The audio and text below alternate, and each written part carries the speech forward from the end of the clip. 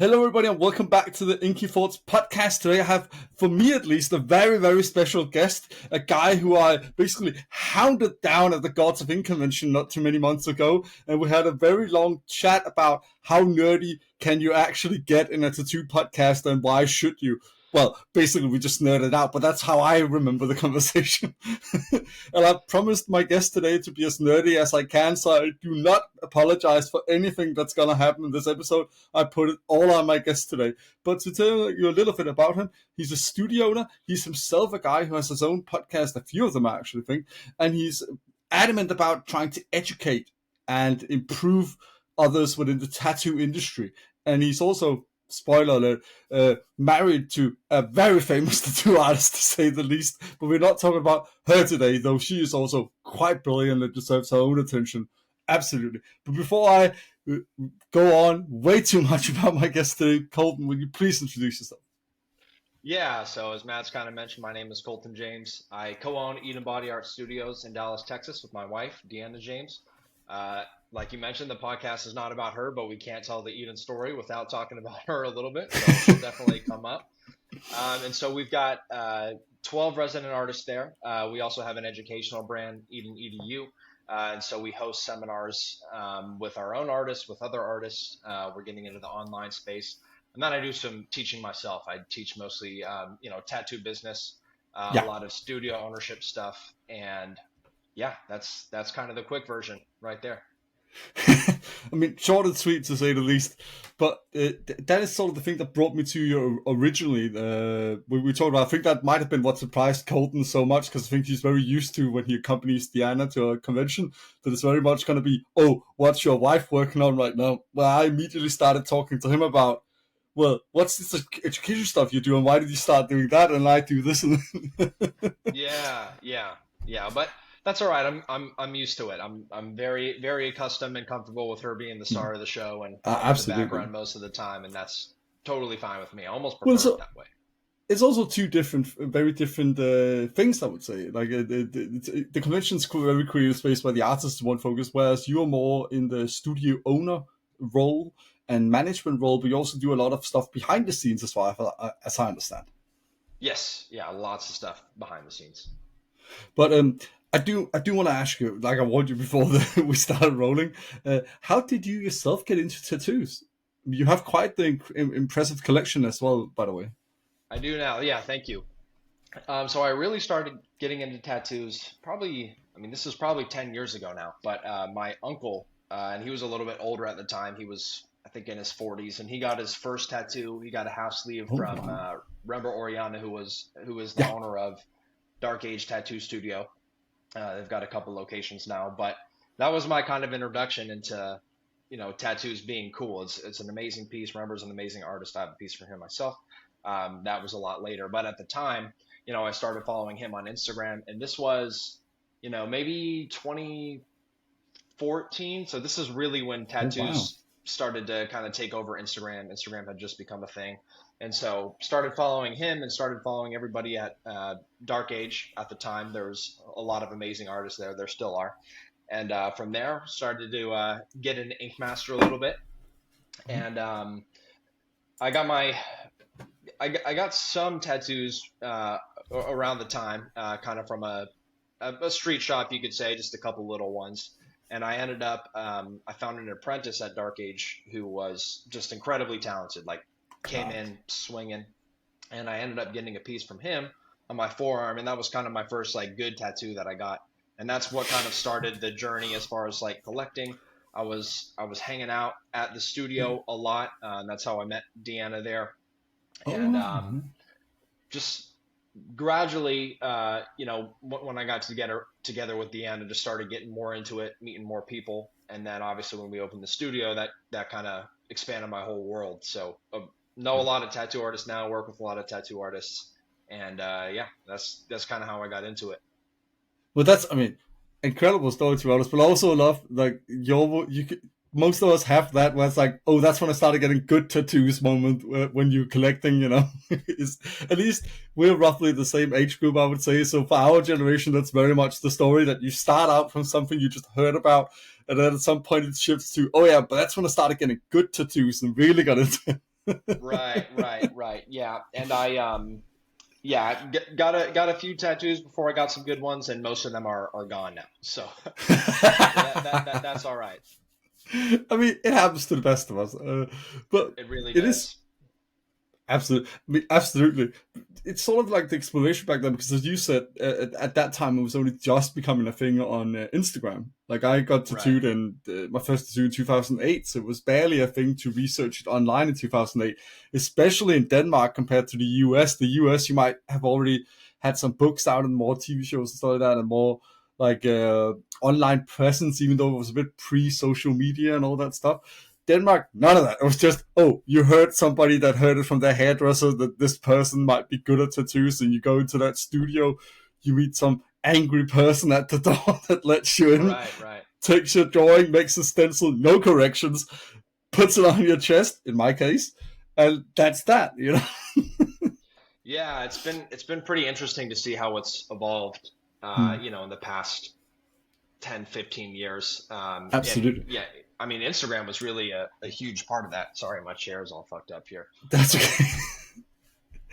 You might I mean, notice me like slowly sinking down. I've hiding got from two, the attention. I've got two chairs, and the other one's noisy, and this one's quiet, but it sinks. So maybe I'll just like slowly like shift It'll my sort camera of add down. a good effect almost. You call it kind of shifting perspective. Some visual intrigue. But as you said, Instagram, I mean, to say the least, played a huge role in this. And I've already talked to several artists about this. But you must also, I mean, before we get into that, because I know, and I do want to talk about that as well, you must get a lot of contention being a studio owner and not an artist yourself. I know that's a whole can of worms, to use an American phrase, that Yeah, right. people often like to open violently. So, but the effect of social media as a shop owner, you must feel. I mean, I know you do a bit more good practice than what I would say some do in that case. But do you feel a lot of responsibilities about the shop's image and how artists are advertised then? Yeah, totally. So since we've opened, I mean, and this has evolved a lot too, but since we've opened, we've always had at least one full-time content creator. I just kind of Mm. recognize the value of having that and having the artists, Yeah, if nothing else, even if people aren't posting for them, just to have high quality images, videos of their work, because yeah. I mean, it's everything. I can't tell you how many tattoo artist pages that I've looked at, and I think they're a good tattooer. I think the tattoos are good, but the photo's horrible, and so I can't really tell. And so it might be, it's one of those things that compounds over time. Because like if you take a picture of a tattoo, and maybe Mm. there's let's say there's one or two people that see the image and they're not sold on the work because they can't get a sense of how good it is. Only a couple people, but it compounds when you're posting stuff multiple times a week, and it's just one of those investments that we made really early on. And of course, Yeah, video content is becoming huge right now too. So absolutely. that also something that we recognize that we kind of needed to jump on. And so I would say it's becoming a little bit more common now. I think most tattooers have come around to the idea that like they need to do that stuff. But for us, it's always been a huge investment, and we continue to invest more and more into it. So we have three Mm. full-time content creators now, Wow. and a lot of people on the team are doing some kind of help with social media, some more so than others. But it's a huge part of my job, because that's, I mean, I think a lot of tattooers just think of it as like Instagram or I got a post, but what it is marketing, and every business has Yeah. to market. And if you can't tell people about your stuff, then nobody's going to buy it, or at least a lot fewer people are going to buy it.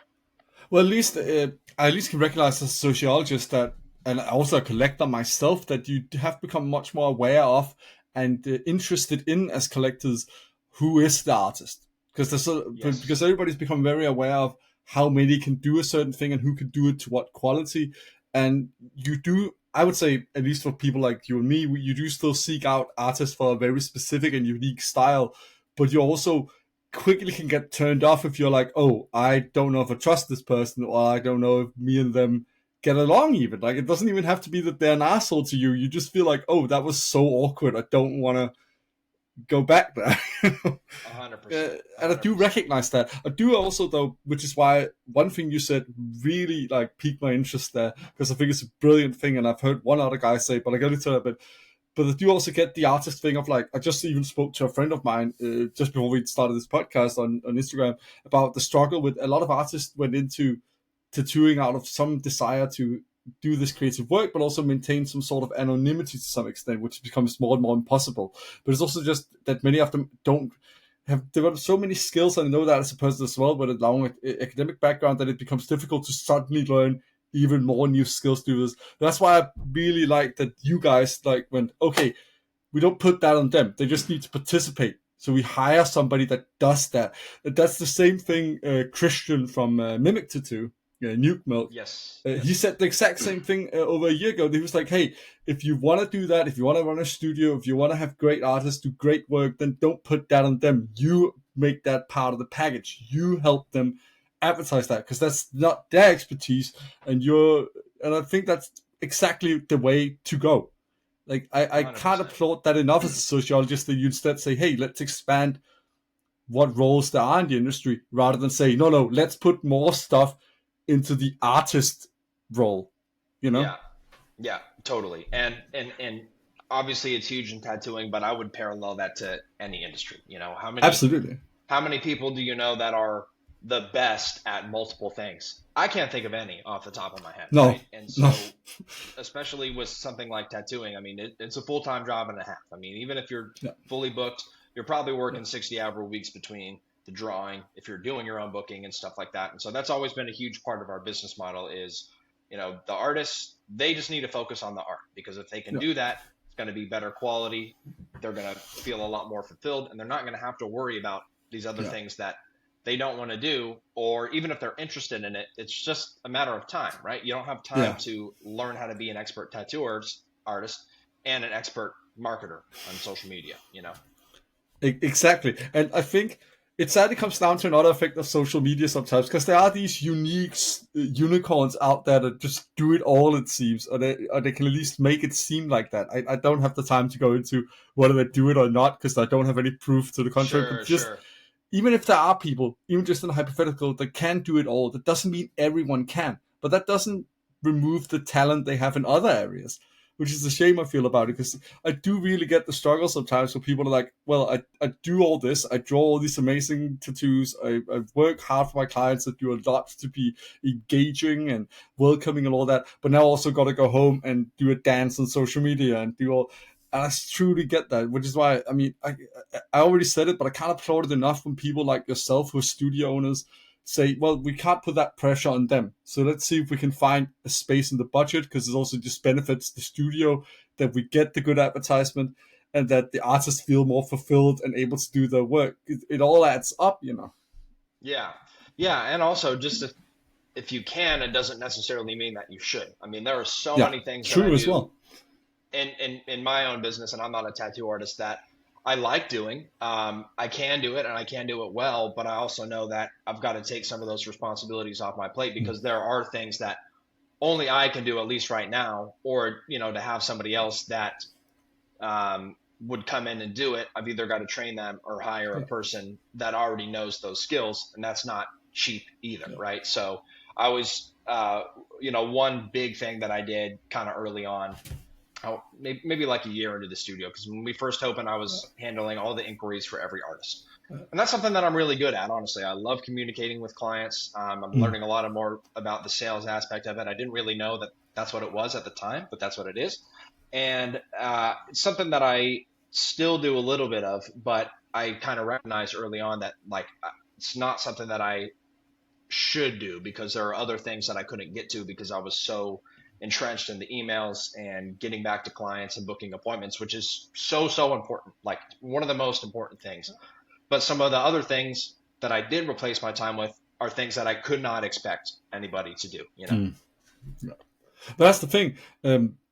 You see it in any sort of organizational studies, that anybody that has such control, for lack of a better term, because my English failed me immediately as I was trying to find the word for it, anybody that wants to be that much of a control freak in any sort of organizational cohesion in any sort of organizational management position, especially any boss position, to put it more bluntly, they will find that some things fall short. Then I think you don't have to look far in any old organizational books or business books or anything like that, or even in sociology, to be honest on the matter, to find people that very quickly recommend delegate. That is a very important thing to do. And just because you can do it really great, somebody else might be able to do it even better. And And I also, yeah, and I also think that it's a fallacy and maybe a little bit arrogant is a harsh word, but to think that somebody else can't do it better than you. So, yeah, I mean, you can be harsh here. I don't mind you being sure, harsh. sure. Well, it's not always harsh. Sometimes I mean, it's No, I genuine mean, and it it's comes the from a truth, though. It place. is. I mean, without casting aspersions on anybody, it's not something most people do on purpose when they're arrogant about something. But it is Sure. arrogant to think, yo, you should do it because then you just remain in control, and that's more important than possibly getting input from somebody else or doing it Right, better. right. Like, And the most common one I hear, because I think it's one of the most important things again, is if you're an artist, like I think it's really important to have somebody else be able to do your bookings. And I hear a lot of artists, I've heard a lot of artists say that, well, nobody can do it like me. It's like, well, nobody is going to do it exactly like you, but the idea that you can't find somebody to do it equally as well or better, it's just not true. well, let's just also notice another pattern, and I bet I'm gonna get some hate for this, but it's a pet peeve of mine I've noticed for many years, being both a collector and I can't help but notice this as a sociologist. It's sort of wired in my fucking brain to notice these things. But there's so many artists that get so placed firmly within what I will nicely call their comfort zone, where they get so afraid of change and the alienation that could come with if they can't live up to that change. They just go like, no, just keep it that way because it works for me now. And they'll maintain that idea that it works even if it stops working Yes. because Yeah. they don't want to leave that zone because at least they know what they are. And I get that feeling though. It's very common in psychology as well that you seek what's comfortable because at least it's not going to be scary. And in a scary situation, of course, you're going to look for that. So don't blame them for doing this. But I see so many people in tattooing, especially doing this, where it's like somebody might come in, for example, me as a sociologist, whenever I come from the outside and say, hey, have you noticed that, for example, which I know Deanna is also very adamant about, so I share that with her, that hazing is not good for the industry. And people immediately go, no, I got hazed, so I'm going to haze somebody. And they're just going to, it's like, okay. And then you go, well, but that's not good. It just breeds more violence, both mentally and physically. And they just go, what do you know? You're not a tattoo artist. No, but I've spent my time being an expert in something else. And I also know Sure. about this stuff. No, I can't perform a tattoo on somebody. That doesn't mean I should be completely, dismissed, like my opinion and everything. And that brings me to the same thing about you, because I know for a fact you've had this. Even without having spoken to you, I would know for a fact you've had this because you're not a tattoo artist and you own a studio. So immediately, I would imagine a lot of artists have been on you about you can't do that. Yeah, yeah. Well, and to be fair, yes, it happens. I won't say that it happens a lot. I No, honestly, I I feel think it like must be less now, I would imagine. it is less. And I always feel like I've gotten somewhat of a free pass because I'm married to a tattoo artist. Might be. If I wasn't and I just came in, I think I would have a much harder time. And I do know people that have tried to do that, whether it's studio ownership or opening up another business, and they're always met Yeah. with pushback. So I do feel that I get a pass a lot of the time, Yeah. and I think I was gonna say because I have been I would say somewhat successful at what I do. I kind of have some of the proof, Mm. and especially when it comes to like developing artists, right? Because every artist that's come to Eden has dramatically improved their artwork, their careers, and everything like that. Mm. But also, I think one thing that me and Deanna are finding more is kind of the bigger you get, it kind of just opens up more opportunity for people to give I you mean, of course, more hate or attention always negativity. breeds more opinion. I mean, that's Yeah, just fact. It, the bigger you get, the more of a, I don't want to say target because that always sounds like you're taking one side, and I want to say this in a bit more of a neutral way. But the thing is, the bigger you get, the more attention you get.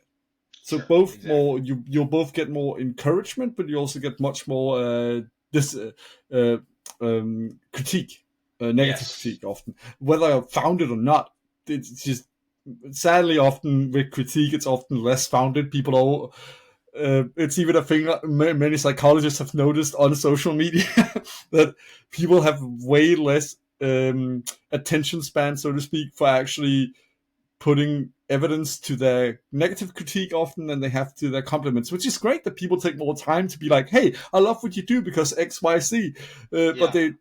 they should do the same when they're like, hey, I don't like this because you did this. Do you have any evidence for that? No, but I think you did this. So, it Exactly. quickly runs short of evidence in that way. But that's just a digressing pet peeve of mine in that regard. But I do get your point, though, that yeah, people need to be more mindful of this. Yeah. And I'm happy, and I also have noticed that there are less people being like, "You can't do this." But I think it's because people like yourself also showing people that hey, it's not about whether you've been an artist yourself; it's about whether you want to listen to what an artist needs. Yes.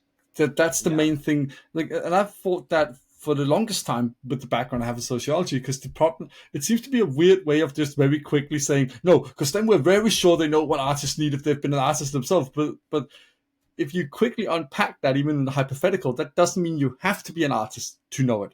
Of course, you're going to Yes. know it if you are an artist, but if you care to listen and learn, you can also learn it. Yeah. 100%. And sometimes it's I'll say it's a little bit annoying when I get comments like that, and it's never direct. It's almost Hmm. always a comment on a post or anything, but Yeah. never have I got any negative feedback from someone that I not that I don't respect people that do give me negative feedback, but I've never gotten comments from somebody that I really respect. And if Yeah. I did, I probably want to open a real conversation with that person because Yeah. I want to understand their perspective and I want to try to be better, obviously. But I think one thing that also makes me feel better about it is I know that I have good intentions with it. It Mm. very much is about um, helping the artist to make the best work Yeah. possible. If I can make money doing that, that's great, and I hope that I will. But it's not the main goal. It's a byproduct of Yeah. truly trying to put the artist first. And I think that if you're coming into the industry, if you're not a tattoo artist and you're doing that, then there's not a negative thing that anybody can say No. about you. They might not agree with your methods, but to me, the argument that you can't do this because you're not a tattoo artist is, doesn't have much water. It sort of erases the real problems as well when you have bad owners. That whether they're tattoo artists or not, if they're mainly there to just scrape together as much money they can from the people sitting there and not actually assist them in doing their work better, that's the problem. I don't care if they're an artist or not. If they're just sitting there mainly to have sort of pyramid scheme going on, Yeah, that's the problem. 100%. And yeah, kind of the way I feel about it is like, take my advice or listen to what I have to say based on whether you think it's good or not Yeah. because whether I'm a tattoo artist or not. Because there's also many ways to skin a goat, so to speak, in the metaphoric sense. There's many ways to go about this, and a fair few of them ostensibly can be correct and work for people. It can depend on local culture, how business is ordered and structured in that certain area. In the US, it could be down to states or even fucking local counties, even. Yeah. But the fact of the matter is, just because it didn't work, it works for you. It doesn't mean it works somewhere else, but it also doesn't mean that it doesn't work. Like if it didn't work for you, something else might work too. You Yeah. know. I very much agree with what you said, even though I probably said it in a very confusing way there. That No, I people totally don't get it. have to, agree with it necessarily, but they don't have to also be against it. They can just go Yeah. and find what works for them. So, actually, speaking of something we both also like, it's the same with working out. There's many ways to get fit. You got to find what works for you. You know. Yeah. Totally. Totally. And that's why, when I teach or when I put out information, I typically start it with, this all depends on what your goals are as a studio owner, Yeah. as an artist, because, if you want to, build your clientele, or if you want to have a studio where you're actually creating passive income or doing the work to build up artists, then these are the things that you need to do. Still, if you like what I have to say, that's great. If not, then that's fine too. But what I have to say might not be the same if your goals are, maybe you just want to tattoo 2 3 days a week and you don't really care about making money. You just want to do a specific kind of art form. And I mean, there's nothing wrong with that. It's very admirable, really. But, the advice that you take from me and the instruction or advice that I'd give you is different than, based on having other goals. Well, it's also very much like I've spoke to another person that from Britain called Cass, who does Tattoo Smarter over there in Britain, and it's the same thing. She said a very, I think that echoes a bit of what you said there. You can only teach people the knowledge you have and the advice you want to give them. It's their job to implement it in the way that suits them best and make it work. I like that approach so much better. And I'm not going to name names, but I'm just going to keep repeating this as a sociologist looking from the outside in. I'm getting tired of, even though it's well-meaning, people that keep promising, oh, do this, and then because of the spiritualness in money, you're going to earn six figures at the end of the year as a tattoo artist. It's bullshit. I like people that give advice without promising, oh, this is definitely going to take you to six figures a month. Nobody can promise that. You can give people actionable, implementable advice that is going to help them. You can't promise them, oh, this is going to make you a rock star or super famous or anything like that, or fucking make you a millionaire. But you can absolutely promise them, hey, this is working for a lot of people. It's proven to work. This is probably going to help you improve your business, Yeah, 100%. And so, when I teach or put out content, a lot of it is from the lens of this is what I do. It seems to work well for me. If that's not exactly what you want to do, then that's fine too. But I would also, on the other side of that coin, I think there are things to take from everybody. Even if you don't like everything I say, you might take little pieces from it. And again, or I guess not again, I haven't said this yet, but a lot of what I teach is also just kind of like general business concepts. I mean, we were talking about marketing before. Every business has to market. Every business has to sell. Every business has to offer a great product or service. And so that stuff is just universal, so you can definitely take some feedback from that. Well, absolutely. But that's my point exactly. At least what I've noticed. I mean, I'm not a tattoo artist. I'm just looking at this from as a sociologist. That's what I liked about what you guys do, that you're very much opening this up in a way that's like, hey, this is what might help you. These are things we've noticed. This is the things you can implement. You can implement some of it. You can implement all of it. But what you implement might help you. But you also do it in this way, which I admire, because I guess as an atheist, it's easier to look at this in a broader perspective to some extent. And I don't know if you're religious. It doesn't really matter for what I'm talking about now. But I like that you're not putting spirituality or religion into it as some do, because it also opens it up for many more, because it's applicable to anyone, whether you're spiritual, religious, or anything. That's not the point here. The point is that this might help your tattoo business. The other stuff comes secondary, and it could be very much taught around stuff like cultural impacts and stuff like that. Taught how, well, if you're religious in this way, maybe in this area it might be great, in this area it might not be. That's beside the point. But as you're saying, when teaching marketing, you can very quickly say, hey, this type of marketing can give you this sort of attention. This sort of marketing can give you this sort of attention. This is the way you catch people in this context. This is the way you catch people's attention in this context. It's very applicable, very much directly manageable to see how is this going to be implemented as well. Yeah, of course. And when I teach too, I always try to do it from experience, because I want to have at least one case study that it went well or it didn't go well or something like that. And so, if I want to introduce a concept that, maybe I haven't fully implemented, I'm always very careful to hedge it and say, we haven't done this yet, or this is something that we're thinking about doing, but this is how it could apply to you, and so that's another thing that I think has helped with my credibility and my own personal confidence is, seeing the results with our own artists and our own studios and things like that. And so I can, and then it's also easier for me to teach, because I'm just like, this is what we do. I don't really necessarily have to say, this is how to structure, an email conversation. I can just say, this is our email template, Yeah, I mean, it's smart because it's in the back of your, I was about to say a Danish term there. It's sort of, I'll just try and translate it. It's sort of put into the back of your spine, like you have it forced into your memory in the way that you implement it yourself. So it's very easy for you to teach, because you do this. You actually do this. It's not a pure hypothetical. You actually are doing these things, which is also great. Not that hypotheticals can't be useful, but that is still great, because especially in an industry like the tattoo industry, at least from my experience, they very much like if people have done it, so they're not just fantasizing about it, so to speak.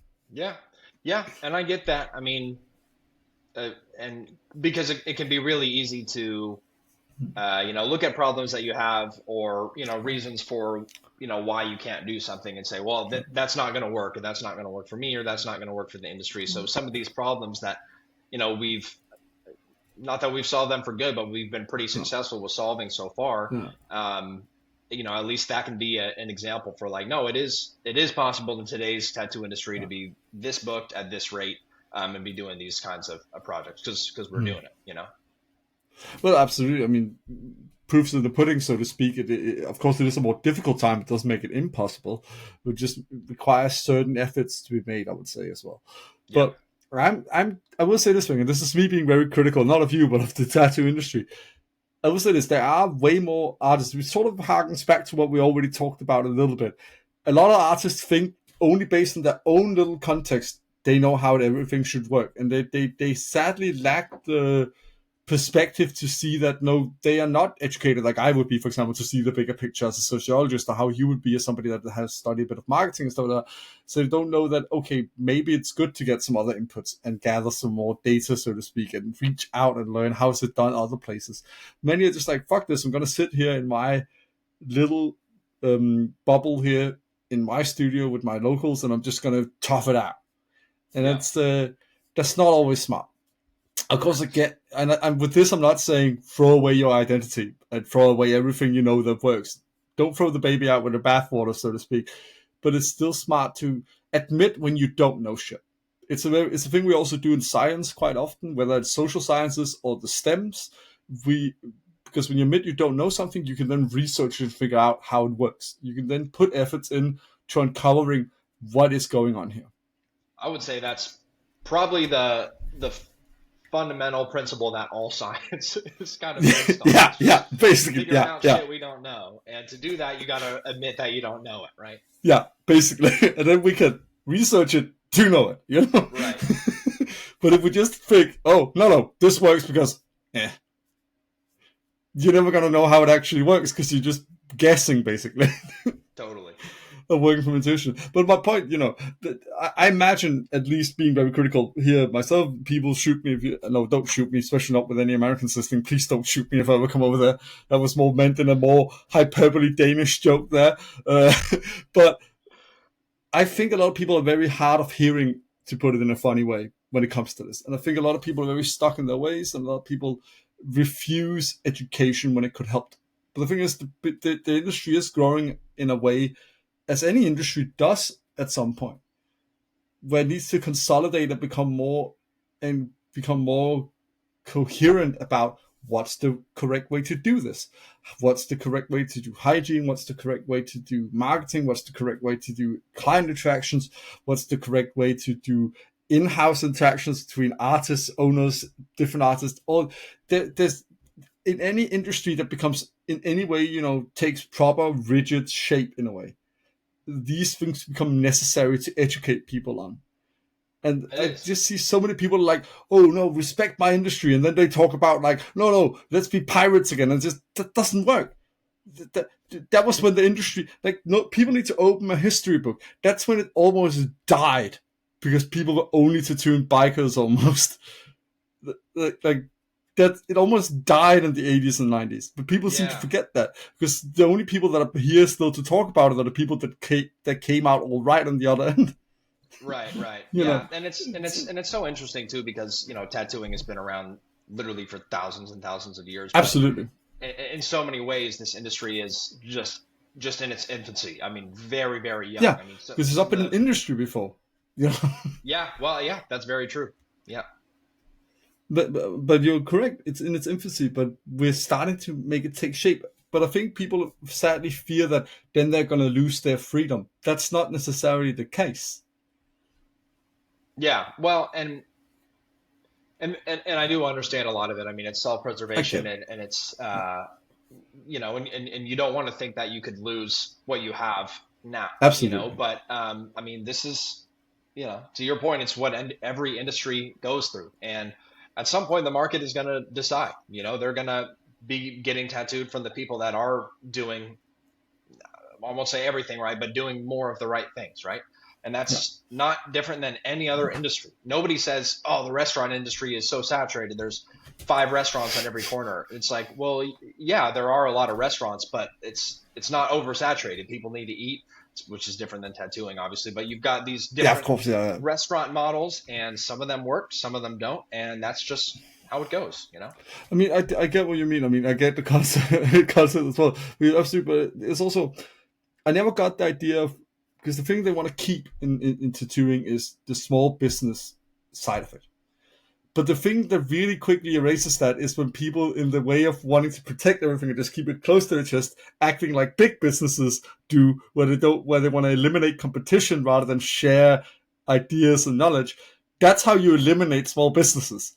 Yeah, yeah, Like totally. the way to protect it is the thing you're doing, where you're like, okay, we want to protect small business. Well, let's try and cooperate. Let's educate one another. Let's listen to one another. Let's learn from one another. Which, funny enough, I also got reminded, because I like to educate myself, in a history book by Matt Lotter, if you know him, often called him a tattoo historian and art historian from Britain. In his latest book, he even wrote about why they made the very first tattoo convention back in the day. And it was to share knowledge among peers. It was to try and develop the industry. It was not to just sit there and earn money of people, or sit there and just have a fucking drink. And that, of course, that was also, the social aspect was also great, and client interactions. It was mainly to open up the industry to new clientele, show them what the tattooing is about, and to develop the industry, to try and get ideas from one another and share new perspectives and insights. It's almost the way Ed Hardy, and some of the evidence Matt pulled out, describes the first tattoo conventions. I think it was Ed. It might have been one of the other old timers. I'm bad with remembering names sometimes, but it sounded like a science conference, just about. Like, Yeah. it sounds more akin to the stuff you and others are putting together nowadays with these seminars than it does most modern tattoo conventions. And let me just put it out, I fucking love tattoo conventions. It's not a dig at that. I'm just saying, Sure. this is not a new or novel thing. It's a thing that's needed for an industry to really develop and to keep its integrity. It's for people to not view each other as enemies and opponents, but to view each other, fine if you want to be rivals, but it's still good to cooperate when needed and to share knowledge and build stuff, together. Yeah, 100%. The other thing, I mean, just to repeat it, the other thing is big business mentality. That's what Coca-Cola does when it sees a new Coca-Cola offshoot going out there. It quickly goes on and says, you can't do that. Grabs it. Yeah. But when Yeah. you don't have the power to do that, all you're doing is losing business when you don't want to cooperate with others. Because you're not a big business, you're small businesses. Yeah, yeah, definitely. And to go back to the point of delegation, which it's not quite delegation, but it's in the same kind of vein, or family. If you can talk to somebody else that's already done something, then that saves you the years of trial and error of having to figure it out yourself. The same thing in science. I can't research every single even narrowing it down to sociologists like myself researching tattoos. I can't do everything about every single aspect that needs to be researched in tattoos. Others have done that. So I go and read their research papers, their books, talk to them, all that stuff. And then I get their theories. I combine them. I build on it with my own theories. And then you get something new. That's how you do with knowledge. Exactly. We're way too many people that can do it in way too many different ways that we can all fuck up apart, or we can make it work together. Basically. I love that analogy. Yeah, and imagine. You know what, Colton? I'll give you that one. No, but seriously, if you liken it to science, imagine how rare it would be for somebody to come out with new stuff, especially if you're trying to come out with something new, but the path is unclear. You have no idea what you're doing. You probably fuck it up. Maybe you give up. But if you get that evidence, then you can come up with something new altogether, and it all just builds on itself. Absolutely. And hopefully, creates a better world. But that's the thing. I mean, so to liken them to one another. Get angry at me if you want, anybody listening. But if we compare the science conference to a tattoo convention, you don't hear scientists go around at a conference and go like, oh, that guy stole one of my theories and used it, or this bitch fucking went and referenced my work in her journal and I don't agree with what she said. That's not how it works, especially a lot of the social sciences, by the way, because there's a lot of interpretation as well. I'm not going to get angry if I wrote a book and somebody interpreted a different thing from it. Of course, it's annoying if people didn't get what you intended from it, but they're free to interpret and they're free to use it and build on it. Of course, yeah, and it's been going on for so long in the sciences that there is a method too of crediting other people and obviously qualifying it as this built this new thing that I did. Yeah. I didn't pull it, but it influenced this or this discussion, exactly. or this theory. But that's the thing, like, and I think that's the thing. Just because of a conversation I had earlier today with an artist I know in Australia, that's another thing I wish tattoo artists would start doing. Because the thing is, you all take inspiration from each other and base work off whether. I mean, I talk to you, tattoo artists. I forgot where none of us are, but artists often get inspired by different works of other artists or that implement into their own. Reference each other. Pay it back and pay it forward by being like, oh yeah, I got this cool idea from this artist, the way he or she did this thing with Gothic style, and I implemented that into how I do this new traditional thing. Why not start referencing one another? You can already tag people on social media. It's just great to say, hey, give them some attention as well. This is where I got this idea from. Because you can't tattoo everybody anyways. No, you can't. And I think that's one thing that everybody needs to realize is you can't tattoo the whole world.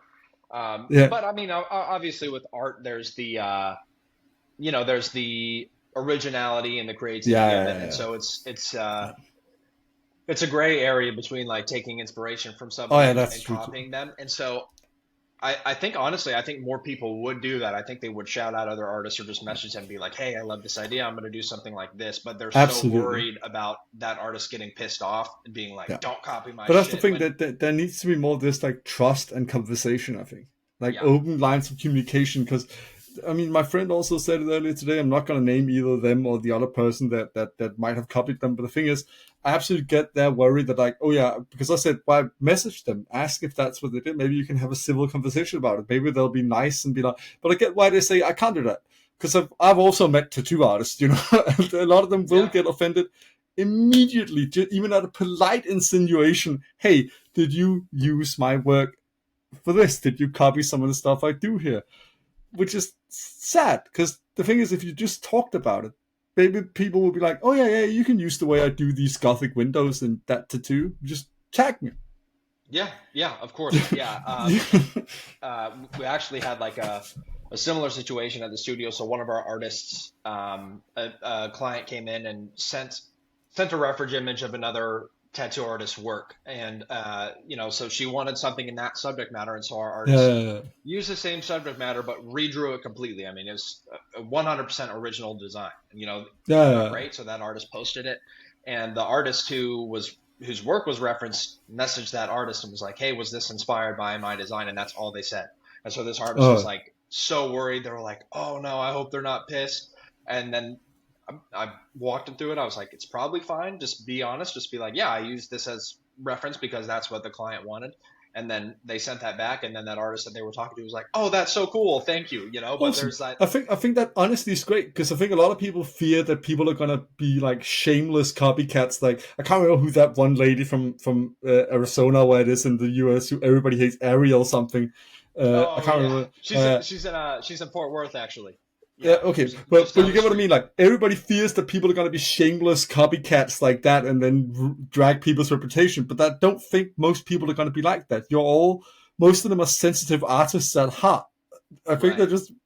I always like to tease the tattoo world with this, but a lot of them are really just sensitive artists at heart. Mostly, you're probably more afraid of each other than you really should be, to be honest. 100%. And they're probably gonna, but they know that it's true. They are. They bleed for the art, literally, or at least they make other people bleed for it as well. But but I think that's really great. But I think you do a lot for that as well. As you just said, you walk somebody through that, because you. I think it's the same thing as I had a talk with Eric Chandler about this with shop managers, like why that should be more important, because they don't use it as much here in Europe or in the UK, but why that should absolutely be a thing, especially in bigger studios. Because the thing is, you can keep, like at a restaurant when you have somebody that's the sous chef, or with waiting staff, you have somebody that like keeps a fucking, view of the whole playing field and notices Yeah, shit. Because when you're in the shit, you might not. Whether it's totally. mid tattooing or mid panicking over a message like that, you Of may course. not And see the bigger picture. And then it's great that somebody like you comes down and go like, oh, you know what? I bet if you do this, I've seen this before. They may just want to know, can you reference them? Whatever. I think another place where that's super important is just with the client experience, Yeah, because yeah, you know absolutely. uh, we very very rarely have clients that don't love everything about the process, but sometimes we do, and it might be little, it might be they have a different idea for the design or Mhm. something like that, and so sometimes it's beneficial to have an artist that might be frustrated, and understandably so. Maybe they've taken it personally that this client, they feel like their client doesn't like their artwork, and they don't respect their process or whatever it is, and so sometimes it can be nice to have that kind of like impartial person to just be like, well, Yeah, why don't you just ask him this or explain it to him like this, and absolutely. 9 times out of 10 it resolves in a great professional way, and But everybody's that's the thing, happy because for it. it's two tempers meeting, like, because it's very important to both of them. So having somebody come in with less stakes in it, being like, hey, you go get a glass of water. Let's quickly hear what went on here. Like, shit. I mean, to use a bad example, and I'm not too fond of police either before I say this, but the thing is the same reason why they separate people sometimes. Not always so they can't talk together and conspire, but also sometimes because people rile each other up. And if you have a disagreement, you're not gonna get that temper down while you're Sure, both sure. still arguing. It's only gonna go one way most of the time. So having somebody like that's like the studio manager, or indeed an owner that also plays that role, come in and be like, hey, let's just take it down a notch and let's quickly. You go get a glass of water. You go get coffee. Let's quickly talk this through. Let's figure out what's the problem here. I can't agree more. That's going to resolve it 9 times out of 10, man. Yeah, yeah, 100%. It's only that 10th one that's the problem, though. But And it you happens. can't you It can't plan happens. for that. You can't plan for that. There's no business or industry in the world where you can plan for that 10th one.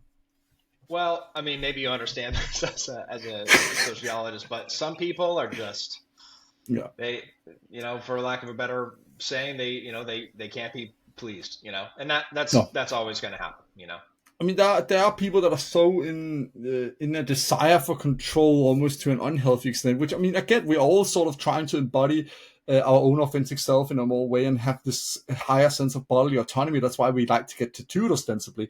But for some people, no matter what it's about, they want to cater their experience so much to their specific needs that whether it's ordering a soda at a McDonald's, to put it in the very American terms, or it's getting a tattoo, if it's not exactly to their standards, even if it's not even the way it's done, they can have imagined this. Sadly, that happens Yeah, sometimes yeah, to these people. Uh, they're gonna be furious, yeah, and it's about some sort of personal vindication. It often stems from a sort of probably in other aspects of their life, to go a bit down the psychology road, and remaining within sociology to some extent as well. They probably have a great sense of a loss of control or power in other aspects, yeah, so that increases their desire to take that control where they can, you know. totally. Uh, and some people react that way with it. Others just, a bit more go, like myself, go, well, okay, can't control that. Let's work out. I can control that. Let's play video games. I can control that. And, Sure. and you get it that way. Others, sadly, they instead go and take it out on a poor waitress, or Very good. unsuspecting tattoo artist, or Exactly, I mean, exactly. that's the best way I can explain it as a sociologist, at least. That Makes it total is sense. this desire for control in a way. We all have that. It's just some of us, to put it mildly, have it more than others, probably because we feel we lack it more in other aspects. Yeah. Sure. Yep. Makes total sense. But this is indeed why I really love what you guys do with education, because I think this is exactly how we help artists too. Because you're not everybody's going to be in a massive studio where there's a manager or people feel the need for it. But if you can then take a seminar or a course where you learn, hey, here's conflict management, here's Yeah. social interaction, here's what you can expect, here even for the people that feel less inclined to interact with clients that way, they might be more introverted. You can even teach people. I at least would know how to How do you broach that with a client? How do you make them comfortable with how you focus best with a headset on and just focusing on the tattoo?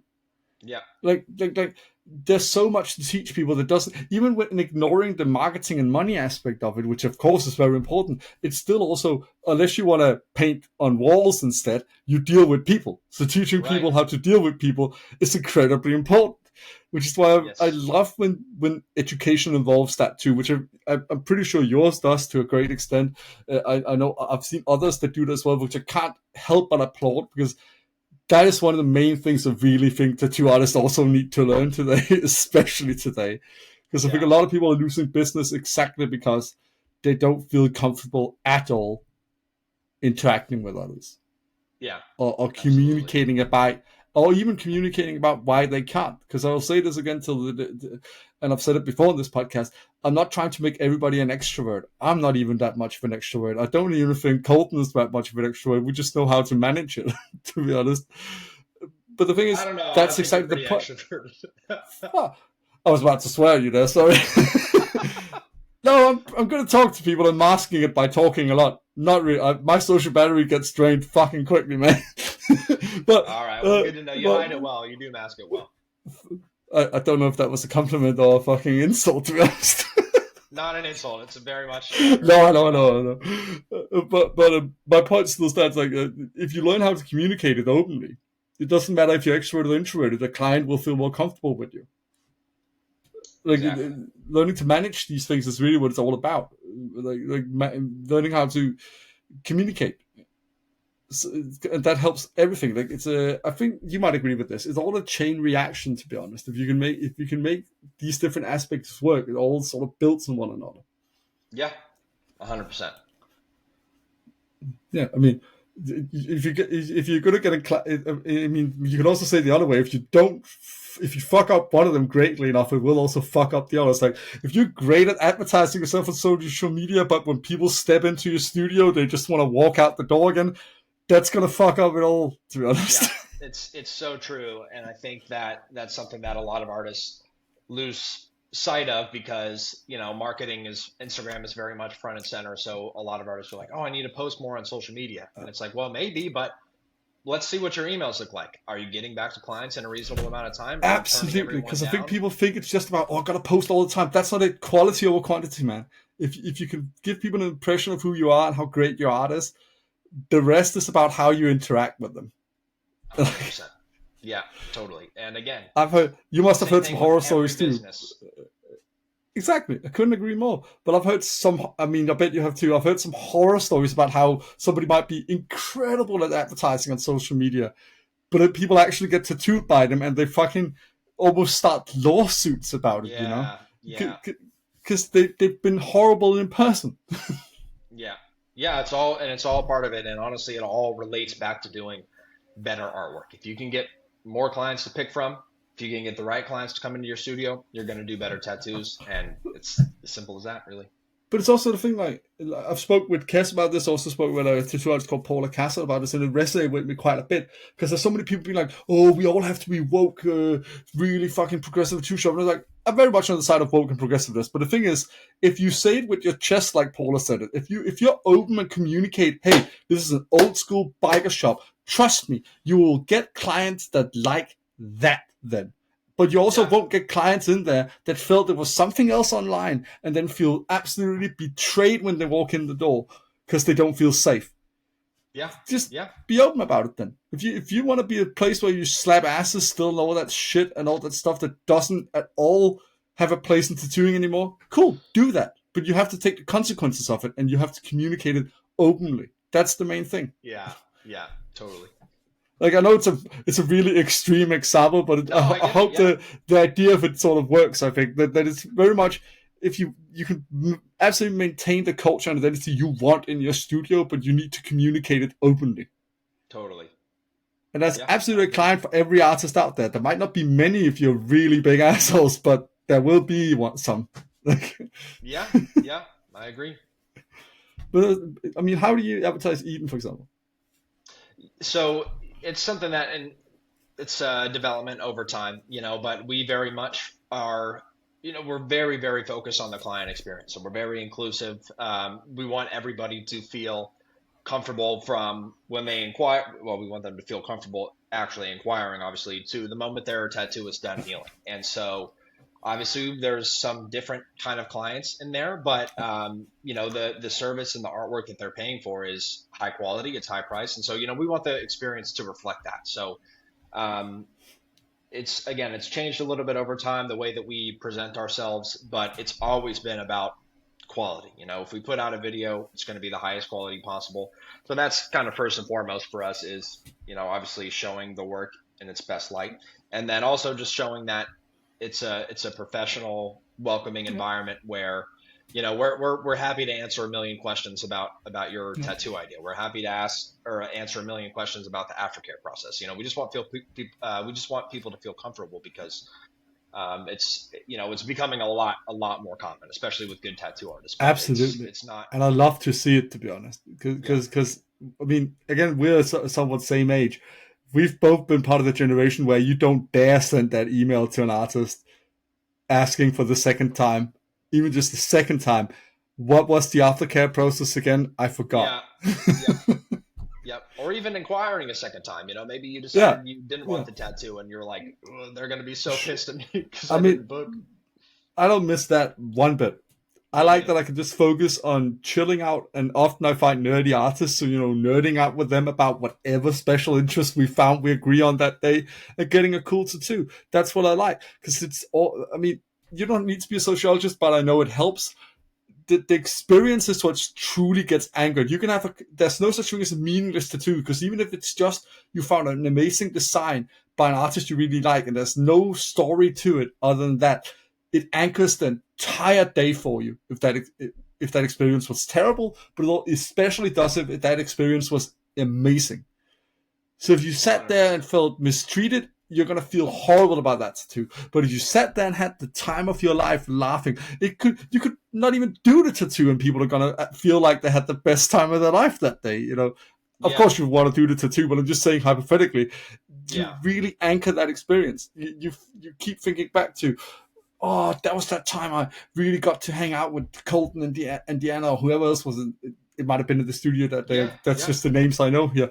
And they'll think back to it and be like, fuck, that was so amazing. For example, the client Deanna had at Gods of Ink, if they had an amazing time there, they're not going to remember anything else from that convention other than that was so amazing getting tattooed by Deanna James and talking to her and hanging out. It's going to stick with them forever with that tattoo. Yeah. Yeah, and from a business perspective, that's one of your biggest multipliers is clients that have that good of an experience that even if they're not coming back, they probably will. But the next time they have a tattoo idea, like you're the first person they think about because exactly. I'll do it myself. I'll go to an artist that I don't think is necessarily the best at what I'm wanting, but I know it's going to be great. And I know I'm going to have a really good time with that artist. I know exactly what to expect. I really like them as people. I mean, compared to other industries before, I don't care if it's a fucking pizza. If you went there and you just love those people at that pizza shop, you don't care if the other one makes it better for half the price. You keep going to that pizza place because you fucking love those guys. Totally. The loyalty comes from that comfort and that understanding one another. That's also why communicating openly about what's the shop's identity, what's the artist identity, who are they, makes people much more comfortable going there. Because if for example, you want anime tattoos, if you are capable of going to Matsi in Ireland and nerding out with him in that tattoo studio about anime while getting an awesome anime piece, why would you want to go anywhere else? Yeah, exactly. Yeah. And I'm not saying you should go to him. There's plenty others that are great in that style. This is, again, a good example that came to mind. But that's the thing. If you communicate that openly, and then somebody might be local to you, and they might think, oh, shit, that dude likes that exact anime I like as well. I'm going to go get that anime done by him because he does anime tattoos. Exactly. Oh, fuck. I love this Victorian painting style. And this artist does exactly that. And we can nerd out about it, Exactly. Yeah. That's the thing, but they don't know that if you don't communicate that. Yeah, I think that's one of the main points both you and Deanna have been teaching quite a lot, to be honest, that you can't know a person only based on the artwork. And that's the thing. People want to know who the artist is today. And that's the point we keep coming back to here. I think at a point you teach a lot, especially. Yeah. Yeah. Yeah, and as much as you want to say, oh, I want my art to speak for itself, I want it to be about the art, that's great. I'm not even arguing that it shouldn't be. But at the end of the day, people are buying the experience and they're buying the person just as much, if not more so, than they're buying the art. And especially in today's tattoo industry, I mean, it's kind of like you said, there are a lot of great anime tattoo artists out there, and you're splitting hairs when it comes to who's the best, Yeah. But if you find somebody that you like, that you feel comfortable with, 10 times out of 10, you're going to get that tattoo from that person. Absolutely. For example, especially with how we have a lot of people of various different identities that want to get tattooed, because tattooing is for fucking everybody. You want to go to a person where you feel appreciated, comfortable, and recognized for who you are, because that's also what tattoos are about. It's being our authentic selves. At least asking this sociologist and many others, not to brag. Yeah, exactly. So you want to feel comfortable. It sort of becomes a no-brainer when you recognize that fact that it's about identity. So you want to be respected for who you are, Yeah, exactly.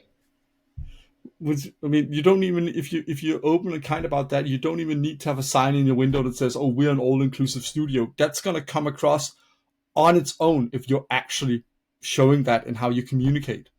Yeah, 100%. And, in a similar vein, obviously we're very women-focused, we're very women-owned, or not very women-owned, that's not what I meant to say. Very women-oriented, well, we are women-owned, but, it's, when we open, that's just been inherent to us. So we're not, we don't often advertise it as, we're a woman-owned shop, because, you just know, even if you don't know, you just see the badass females at our studio, and, that it's a place for you. But exactly, and also right before we start winding down, the thing is, that's exactly a point mentioned by a couple of female artists, especially that are very progressive, that I've been talking to in this podcast, that there's so many studios that, because they know that's a thing people are looking for, they just put that in the shop window, and then they're actually not like that. So they'll be like, oh, we are inclusive and clean or sanitary shop. And it's almost becoming a red flag, because they just know that's what they need to present. Because most people that are that don't put it in the window. They know people are going to get that impression from going in there. That's very true. Yeah, very good point. It's a sad point, because it shouldn't be like that, but it's absolutely a thing that everybody started to notice. That oh, they put that in the window. Are they actually going to be inclusive? Why do you need to tell people that? We don't have. Shouldn't that be like? We don't advertise that we're a clean shop, because you just know when you walk in the door. Yeah, you can go in and see that it's clean. Exactly. Yeah, we don't need to say that. We shouldn't. Well. It's been awesome talking to you. Here near the end, I always like to wind down. I mean, we've had a lot of good laughs, but we also talked about some important and very deep stuff, to be honest. Yeah. So I always like to wind down with something a bit less, a bit more mindless, and a bit more fun, a bit more casual question at the end. So wondering, because we sort of both shared that we're kind of nerdy. Are you planning anything nerdy for your collection? I have a Metroid tattoo, and that's probably as nerdy. I mean, that's pretty good, to be honest. I'll say that, Colton. It's pretty nerdy, but I don't know. Honestly, I could plan something, but a lot of my tattoos in my collection, it just kind of comes to me one day. I just, I have artists in mind that I like, but I'll get an idea for this artist would be great for this thing in this spot, and then it's locked in my head. But until that happens, I'm just kind of just floating through it, and might be nerdy, might not, but that's probably the nerdiest one I have, is my little Metroid. I mean, again, that is pretty good. I will say that. You don't need to be like me and be like, oh yeah, that's a secret nerdy thing about most of my tattoos. Some of them very apparent. People see the red dragon, they're like, oh, that's just a cool red dragon. That's pretty old school. No, it's based off of the red dragon from Dungeons and Dragons 5e. Yeah, and then on the flip side, a Metroid is if you see that and you don't know what Metroid is, you're like, what is that thing? I mean, that is more niche, which is sometimes the best kind of nerdy, to be honest. Totally. Because even people that know of Metroid Prime, they're like, what is that? Right. Well, right. The main thing in it. Yeah, and it's cool looking. So there we go. I mean, that's the most important thing, isn't it? Like Yeah, that it's at least great looking as well. definitely. Right, we're at the end, and first of all, Colton, I can't thank you enough for being on this podcast. I could have dreamt it would go this well when we talked at God's a Thing, and then you said, "Yeah, man, I want to be on this one. Let's go nerd out." Absolutely can't thank you enough for this. And though you certainly don't need it, it is would not be any less proper for me to say, will you please plug what you have going on and where people can learn more about Eden and Sure. EDU and all that? Yeah, sure. So, I mean, easiest place to stay in the loop is, you can follow me on Instagram. I'm sure you'll tag me. Absolutely. It's hard to say, but it's at culture with a U. So COLT.URE. My name's Colton. It's not Colt. So I post a lot of studio owner stuff on my page. At Eden Body Art Studios, we post, generally tattoos, stuff from the artist at eden.e.e.u. Post a lot of educational stuff. We've got an email list on our website, and that's honestly the best way to stay in the loop because we send out educational updates regularly. But honestly, we just post as much free stuff as possible. And when we announce new things, and we do have some big things in the works, we've got a very specific kind of teaser process for it. But regardless of where you fall into that announcement, you will hear about it at some point. So I'm looking forward to that. Fantastic. And to anybody listening in, we'll see you in a couple of weeks. Yeah. Thank you so much for having me.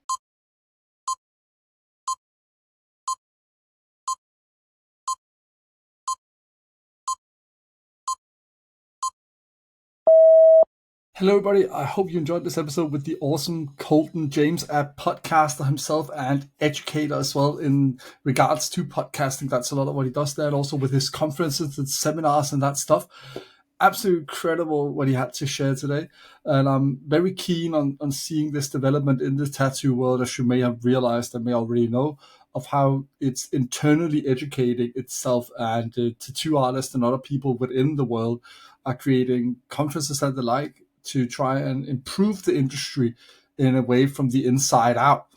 And it's incredible to see. And the power of education is always greater than people imagine. And it's always great when we can also consolidate and create more objective standards for what is great service, how tattoo business should be run, what can we do to help, but also what's safe and what is paramount, which is, as you could hear here, the great experience of being tattooed, and how indeed studio owners and managers can help that too. I mean, there was a lot to get around. There's an episode with a lot in it, and I hope, as I said, that you enjoyed it. But next time, we have a returning guest on the podcast. It is rare, but it's going to become a bit more common in the future.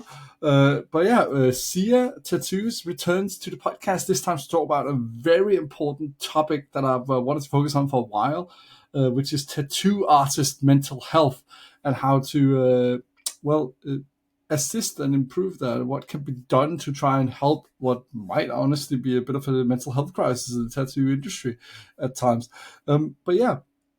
Sia and me discussed that, and it's nice to turn the lens towards tattoo artist mental health rather than where it is more often focused on how tattoos assist clients with their mental health. So yeah, you can look forward to that in a couple of weeks, and I'll see you around.